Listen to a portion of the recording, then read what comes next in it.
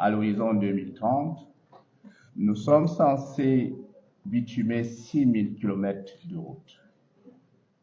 Nous serons rendus en cette fin d'année à 69% du taux d'exécution, en dépit des difficultés qui sont les nôtres, d'ordre sécuritaire, d'ordre financier, bref, d'ordre économique.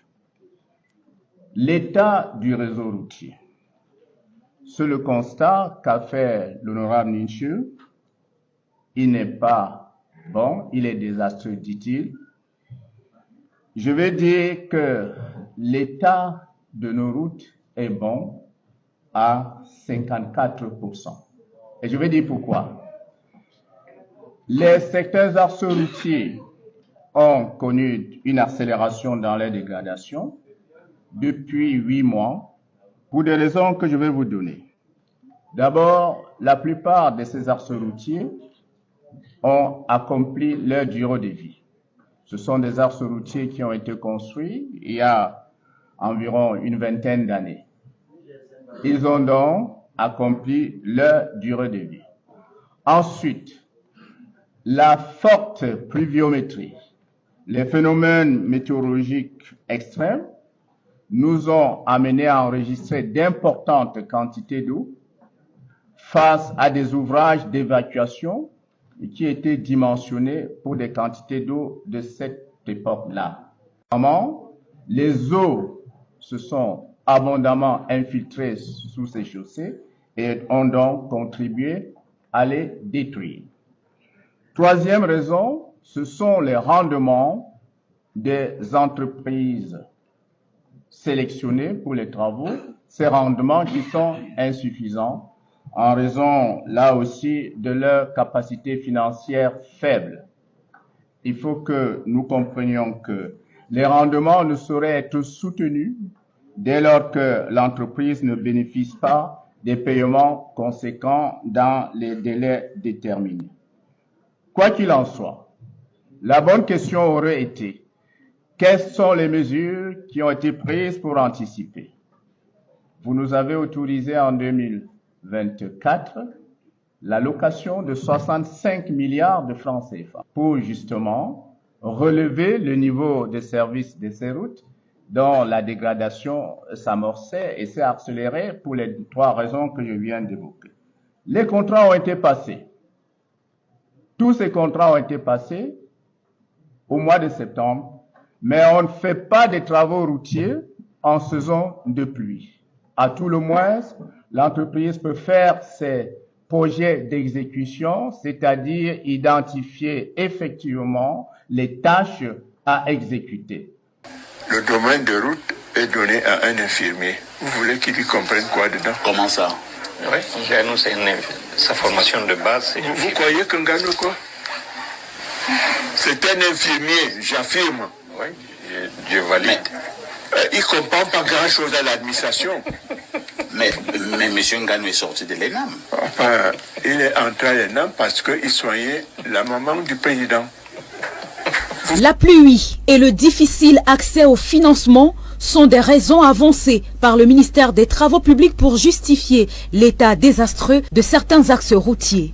Selon la cellule de communication, plusieurs appels d'offres ont été lancés afin d'effectuer des travaux confortatifs sur certaines nationales en mesure d'urgence, grâce à une mutualisation des ressources du fonds routier et du budget d'investissement public. Les entreprises retenues pour l'exécution des travaux, selon le ministère des Travaux publics, n'attendent plus que la fin de la saison des pluies pour donner de l'ampleur aux différents travaux. Concernant la région du Sud-Ouest et plus spécifiquement Moutenguéné, il est prévu des travaux d'entretien, y compris le traitement des points critiques sur la section Kumba-Boya pour un budget de 650 millions de francs CFA, une offre encore en phase d'analyse. Un autre volet concerne le contrôle technique et la surveillance des travaux d'entretien des tronçons de route Moutenguéné, Bolifamba, Kumba, Boya, y compris le traitement des points critiques sur la section Kumba, Boya, pour un budget qui s'élève à plus de 160 millions de francs CFA. Des travaux de cantonnage sont aussi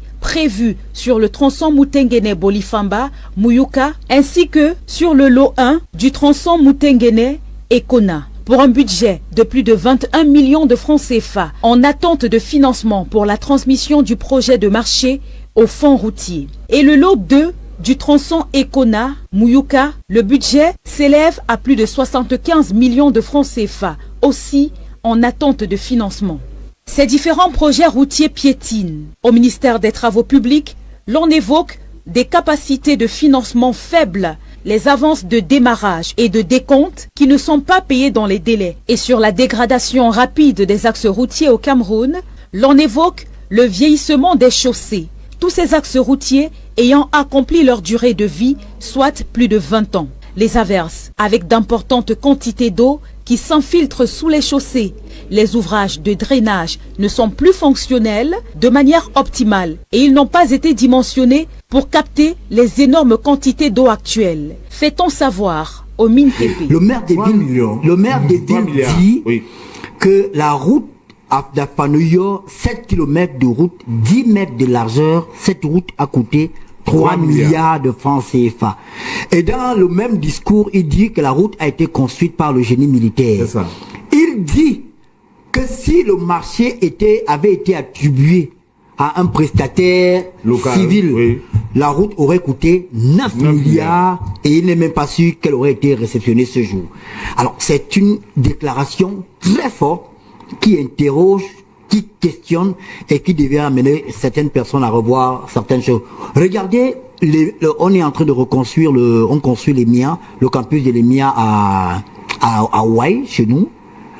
L'état des travaux est en avance sur les prévisions. Vraiment? Parce que c'est le génie militaire qui est en train de le faire. Sérieux? Alors la question est simple.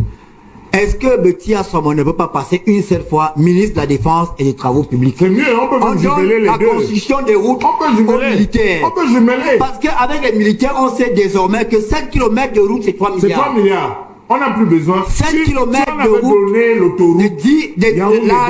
l'argent 10 mètres. Ce serait terminé. 3 milliards. Si on avait donné l'autoroute au génie militaire, ce serait terminé. Et ils font tout. Attends, je vous dis que le campus de l'EMIA à Hawaï, selon les prévisions, ils sont en avance sur les prévisions. Mais pourquoi on se tape donc avec le colonel Jackson?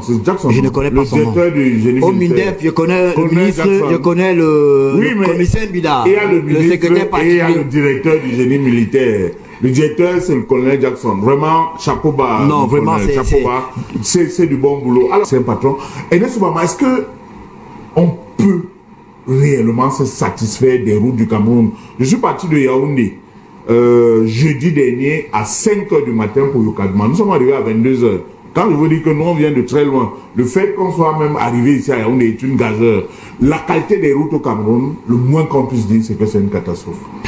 Oui, bon, mais écoutez, moi je voulais dire un mot là-dessus parce que le maire des villes a fait une déclaration qui est passée inaperçue, mais qui a été reprise par notre confrère de Canal 2, Rodrigue Tonguet. Oui. Le maire des villes dit que la route à Dafanoyo, 7 km de route, 10 mètres de largeur, cette route a coûté 3 milliards de francs CFA. Et dans le même discours, il dit que la route a été construite par le génie militaire. Il dit que si le marché avait été attribué à un prestataire civil, la route aurait coûté 9 milliards et il n'est même pas sûr qu'elle aurait été réceptionnée ce jour. Alors c'est une déclaration très forte qui interroge, qui questionne et qui devait amener certaines personnes à revoir certaines choses. Regardez, on est en train de reconstruire on construit l'EMIA, le campus de l'EMIA à Hawaï, chez nous. L'état des travaux est en avance sur les prévisions. Vraiment? Parce que c'est le génie militaire qui est en train de le faire. Sérieux? Alors la question est simple. Est-ce que Betty Assomon ne peut pas passer une seule fois ministre de la Défense et des Travaux publics? C'est mieux, on peut jumeler les deux. La construction des routes aux militaires. On peut jumeler. Parce qu'avec les militaires, on sait désormais que 7 km de route, c'est 3 milliards. C'est 3 milliards. On n'a plus besoin. 7 km de route, l'argent 10 mètres. Ce serait terminé. 3 milliards. Si on avait donné l'autoroute au génie militaire, ce serait terminé. Et ils font tout. Attends, je vous dis que le campus de l'EMIA à Hawaï, selon les prévisions, ils sont en avance sur les prévisions. Mais pourquoi on se tape donc avec... Le colonel Jackson, c'est Jackson. Je ne connais pas son nom. Au MINDEF, je connais le ministre, je connais le commissaire Bida, le secrétaire particulier. Et il y a le directeur du génie militaire. Le directeur, c'est le colonel Jackson. Vraiment, chapeau bas. Je vais vous dire ce que le Cameroun fait. On prend le budget de l'État. On donne à des petits copains. Ceux qu'on vous dit qu'ils n'ont pas les capacités financières là. Oui.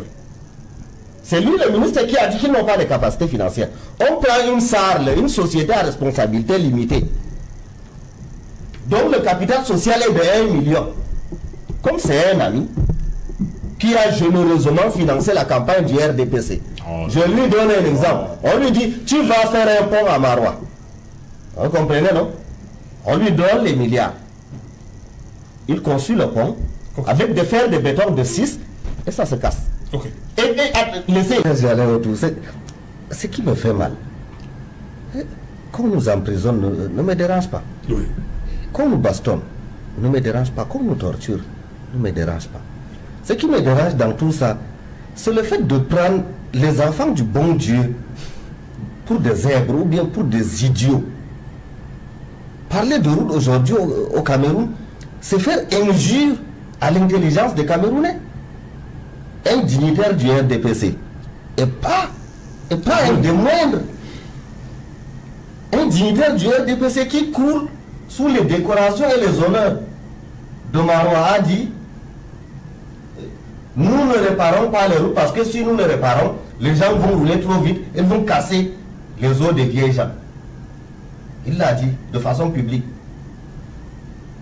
Les hommes parlons calmement. Et je n'aime pas les choses théoriques. La théorie n'est pas mauvaise, mais j'aime y aller pas à pas. Oui. Dans mon adolescence, j'ai vendu les vivres frais. Avocat, tomate. Et pendant les périodes de soudure, j'achetais les bâtons de manœuvre en Gaoundéré et je les livrais à Marois. Ce secteur d'activité a disparu. Tout simplement parce que on ne peut plus prendre les vivres frais dans la Damawa pour les livrer sur le marché tchadien. Venez me parler de 2000 ou 3000 kilomètres. Ça sort d'où? Je vous ai dit en 2018, on m'a appelé. 2018, on m'a appelé. J'étais exactement devant la région militaire de Marois pour m'informer que mon petit frère venait de mourir au Carrefour Poli. J'ai pris la voiture à 19h30 à Marois pour arriver au Carrefour Poli. Je suis arrivé le lendemain à 6h. Mon petit frère était déjà enseveli dans le linceul. Et puis parlant avec un haut magistrat à Yaoundé, je me plaignais de l'état des routes. Il me dit, mais la route là elle est plus bonne. Je dis, mais je ne veux pas donner son titre. Je dis, mais vous n'y passez pas? Vous n'y êtes pas passé récemment? Je dis, mais ça fait plus de 10 ans que je ne suis pas allé au nord par la route. Il ne faut pas qu'on se moque déjà. Ma femme est enceinte.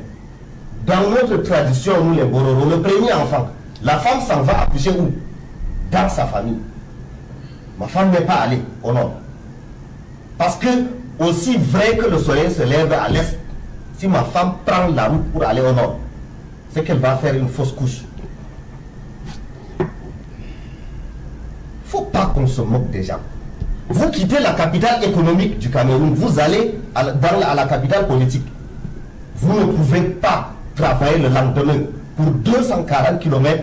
Vous avez le corps moulu, fourbu. Je n'ai pas honoré vos 2 dernières invitations ici à Equinox. Pourquoi? Parce que j'ai quitté Yaoundé à 5 h du matin. À 5 h du matin, je suis arrivé en retard. Je suis le dernier panéliste à arriver aujourd'hui. Je ne sortais pas de la Chine ou de Hong Kong. Je sortais juste d'ici de Missolet. Je suis arrivé en retard. Vous nous demandez qu'est-ce qu'on en fait des chiffres. C'est ça le thème du débat. Les chiffres du ministre des Travaux publics, là, vous nous demandez qu'est-ce qu'on a fait. On doit en pleurer. Parce que là, c'est l'expression du mépris sidéral dans lequel on nous tient. Le délégué général à la Sûreté nationale, qui est un membre du gouvernement, qui, de par ses fonctions, était militaire, a pris l'une des meilleures routes du Cameroun, Yaoundé-Moutengene. National numéro 3. Il se plaint. Dans les forums, vous appelez ça comment? Forum ou fora? Les deux se disent. Oui. Ils disent que Dieu veuille bien, que Allah veuille inspirer son excellence Bargangele qu'il fasse la route du nord à Kousseri.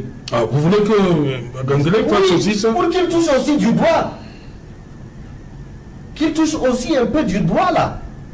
Parce que ce qu'il a vu là, quittant Yaoundé pour Moutengene, c'était le paradis. C'est le paradis. En cette saison, en saison pluvieuse, même le gouverneur de la région de l'extrême nord ne peut pas prendre la route pour aller à Kousseri. On est obligé de faire un crochet par le Tchad. Alors qu'à une époque, Maroua Kousseri, c'était à moins de 2 heures du temps. La première fois que j'ai voyagé, j'ai quitté mon extrême nord natal pour venir en Ngaoundéré. Nous avons fait 6 heures de route dans le transport en commun. Aujourd'hui, rien que Ngaoundéré, Garoua, vous en avez pour 11 heures de route. Alors, aujourd'hui, l'un des dignitaires, l'un des piliers, l'un des apparakis du régime de Biya vient nous dire que il y a un problème au niveau des routes. Nous élevons des prières pour que Dieu lui donne encore une longue vie et que Dieu lui permette de sillonner toutes les pistes du Cameroun. Et que comme ça, nous élevons aussi des prières pour qu'il fasse aussi son travail de premier flic de la République et qu'il nous dise donc où s'en va tout cet argent qu'on nous prend, que ce soit dans le budget routier, que ce soit dans les péages, que ce soit dans tout et tout. Tout au long de l'émission, je vais revenir avec des exemples concrets. Mon père a été comptable matière au service provincial des routes revêtues de l'extrême nord, à Maroua. Aujourd'hui, nos routes ne sont même pas dignes de ce qu'on avait hérité de la colonisation. Si quelqu'un avait quitté le Cameroun le 31 décembre 1959 et qui revient aujourd'hui, la situation a plutôt régressé plus de 50 ans après les indépendances. Donc nous demandons ce que nous faisons des chiffres du ministre des Travaux publics. C'est que la décence m'interdit de vous dire là où on doit fourrer ce papier-là. Mais disons que ça ne vaut même pas le poids. Ces déclarations-là ne valent même pas leur poids en papier. C'est se moquer des honnêtes citoyens. Nous aurions préféré qu'il ferme sa bouche. J'ai parlé du dignitaire RDPC de Maroua. Vous avez parlé du délégué général à la Sûreté nationale. Il n'y a pas longtemps, un élu du Sud, un parlementaire, bien ou mal élu, il est quand même élu, il siège à l'Assemblée nationale. Face à une catacombe, à presque une dizaine de morts, qu'est-ce qu'il a dit? Il n'y est pas allé par 4 chemins, il a indexé le ministère des Travaux publics.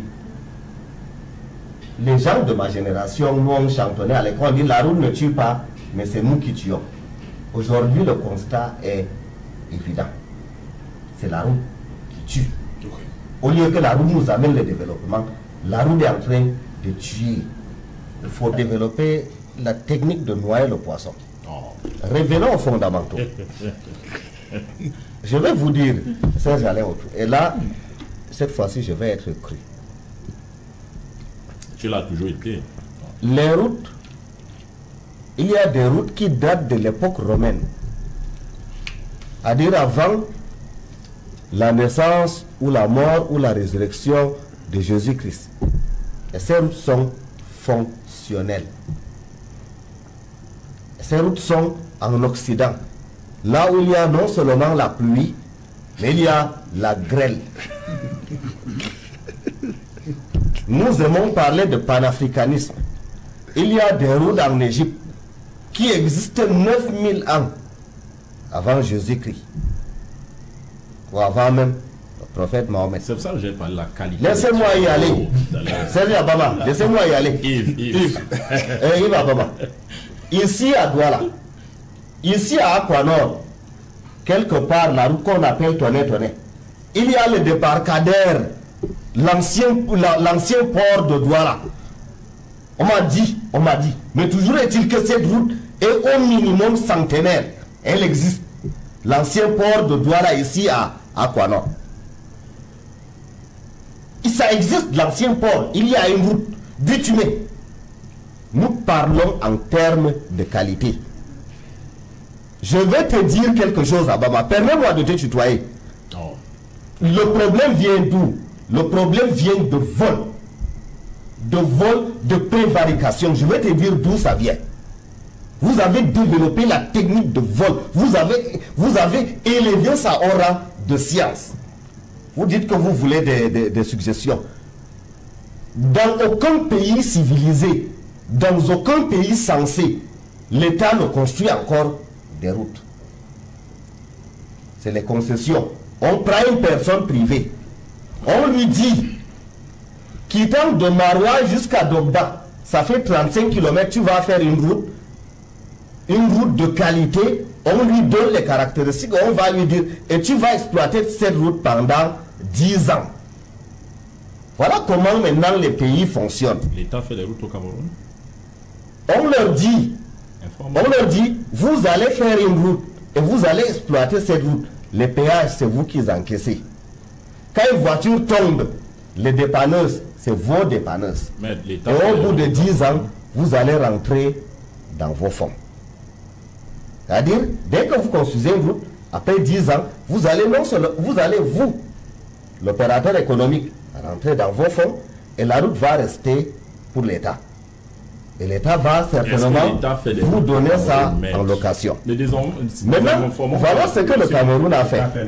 Je vais vous dire ce que le Cameroun fait. C'est le génie militaire du côté. Je vais vous dire ce que le Cameroun fait. On prend le budget de l'État. On donne à des petits copains. Ceux qu'on vous dit qu'ils n'ont pas les capacités financières là. Oui. C'est lui le ministre qui a dit qu'ils n'ont pas les capacités financières. On prend une SARL, une société à responsabilité limitée, dont le capital social est de 1 million. Comme c'est un ami qui a généreusement financé la campagne du RDPC. Je lui donne un exemple. On lui dit, tu vas faire un pont à Maroua. Vous comprenez, non?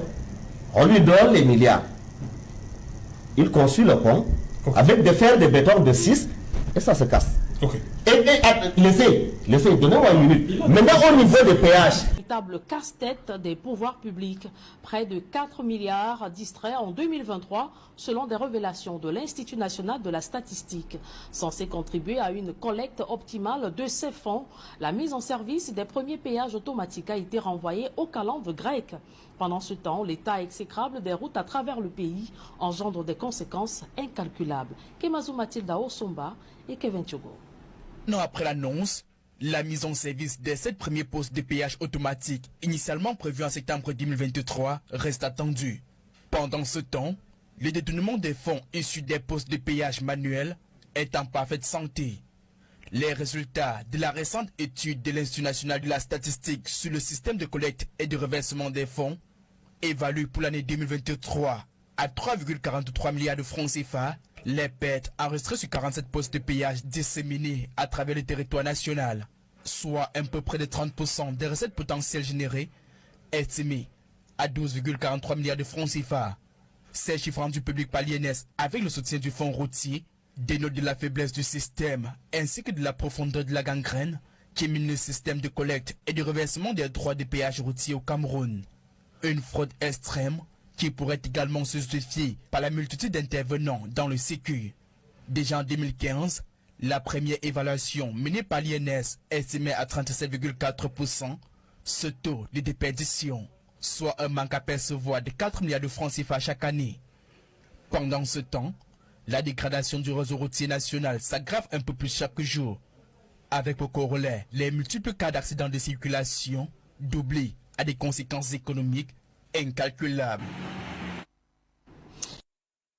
Comme s'il s'était passé le mot, un autre haut commis de l'État dénonce la mauvaise qualité du réseau routier national. Invité de l'émission La Vérité en face, le ministre du Travail et de la Sécurité sociale marque sa part de gêne. quand je prends le problème des marchés au Cameroun, si les efforts financiers ont été faits et que le travail n'a pas été conforme et qu'on l'a réceptionné, qui a réceptionné? C'est des Camerounais comme vous et moi. Il y a des gens dans les circuits qui ne font pas leur travail. Quand vous faites une route, le goudron doit avoir 20 cm d'épaisseur. Celui qui construit la route, il met 15 cm. Et celui qui s'en va réceptionner dit « Ok, tout est bon, payez ». On paye. Personne ne dénonce que la route qu'on vient de réceptionner ou qu'on va réceptionner ne respecte pas les caractéristiques. Durant cet entretien, Grégoire Wona a passé en revue les mots qui mettent en mal la bonne gouvernance. Pour lui, l'heure est grave, il faut vite agir. La tricherie a envahi le pays. Dernièrement encore, je vais vous dire, et c'est très grave, c'est pour ça qu'il faut le dénoncer pour qu'on en soit bien conscient.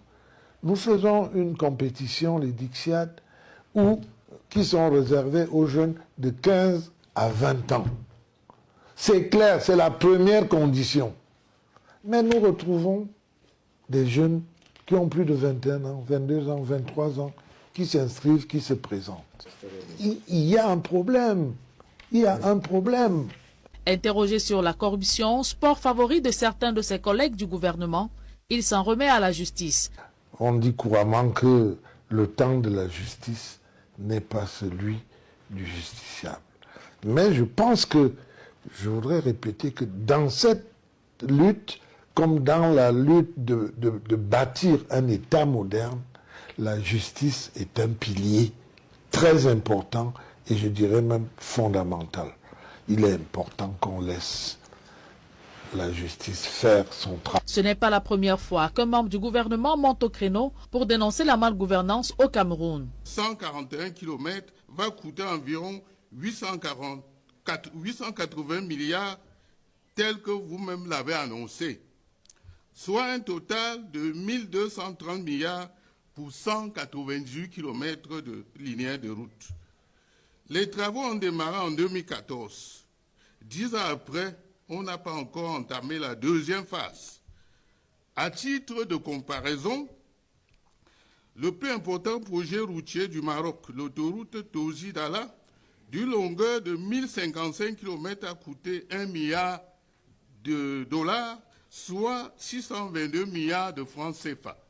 Et si on fait une transposition au Maroc, on aurait pu construire simultanément les autoroutes de Douala-Yaoundé, Douala-Bafoussam, Yaoundé-Bertoua, Bertoua-Ngaoundéré et Ngaoundé-Maroua. Le Cameroun, sous votre magistère au ministère des Travaux publics, a les routes les plus chères et les plus dégradées d'Afrique.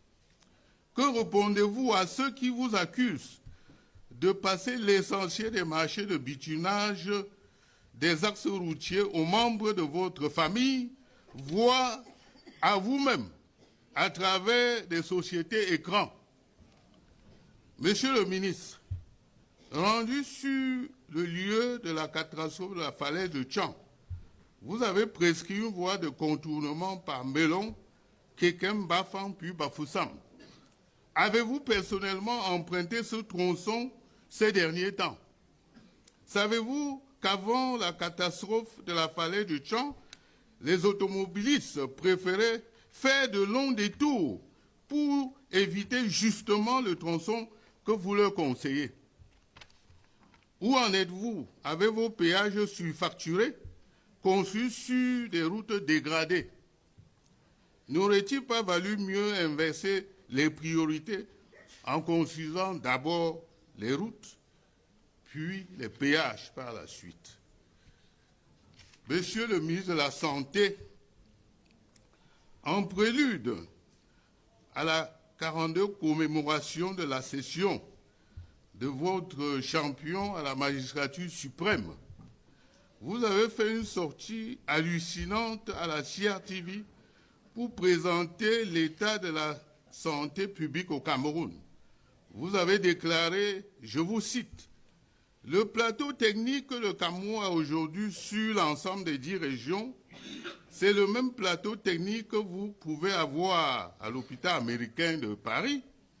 C'est le même que vous avez au Canada et même aux États-Unis. Fin de citation. Pouvez-vous expliquer à la représentation nationale pourquoi certains de vos collègues snobent le Cameroun qui, selon vous, est devenu un paradis médical pour se faire soigner à l'extérieur, parfois même pour des infections bénignes?